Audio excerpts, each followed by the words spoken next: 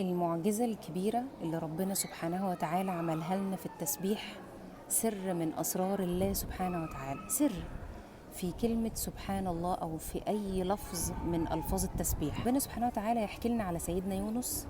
سيدنا يونس اتعرض لابتلاء، اتبلع في بطن حوت، فنادى في الظلمات أن لا إله إلا أنت سبحانك إني كنت من الظالمين. الآية اللي بعدها على طول فاستجبنا له ونجيناه من الغم وكذلك ننجي المؤمنين.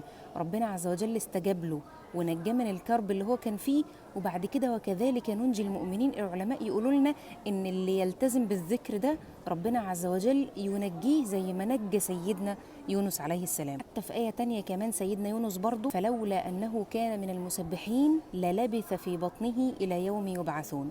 التسبيح نجاه من بطن الحوت والكرب العظيم اللي كان موجود فيه. فالتسبيح سر من أسرار ربنا في الكون، وبينجينا من المخاطر وبينجينا من المهالك. لو عندك مشاكل وعندك كرب كبير اقعد امسك سبحتك وسبح. والتسبيح معناه تنزيه وتعظيم لرب العالمين. علشان كده العلماء يقولوا لنا ان الجزاء من جنس العمل. هتنزه ربنا سبحانه وتعالى وتقدسه، ربنا عز وجل هيرفعك وربنا عز وجل هيعلي ذكرك. لك حتى ربنا سبحانه وتعالى يقول لسيدنا النبي عليه الصلاة والسلام، يقول له ايه بقى؟ ولقد نعلم انك يضيق صدرك بما يقولون فسبح بحمد ربك وكن من الساجدين.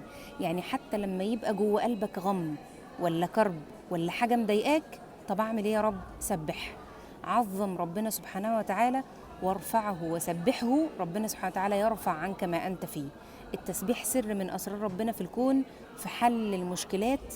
وصدق، محتاج بس تصدق إن ربنا هيحل لك مشكلتك ويرفع قدرك ويرفع عنك البلاء بالتسبيح. فلولا أنه كان من المسبحين للبث في بطنه إلى يوم يبعثون. لما تبقى أنت كمان وقع في بطن حوت في كرب كبير، ظلمات بعضها فوق بعض، مش ظلمة واحدة، ده ظلمات كتير، قدس رب العالمين وارفعه ونزهه وهيكون جزاءك من جنس العمل. الله عز وجل هيبعدك وهيرفعك وهيخرجك من بطن الحوت اللي انت جواه، زي ما ربنا عز وجل نجى سيدنا يونس بنفس الطريقة.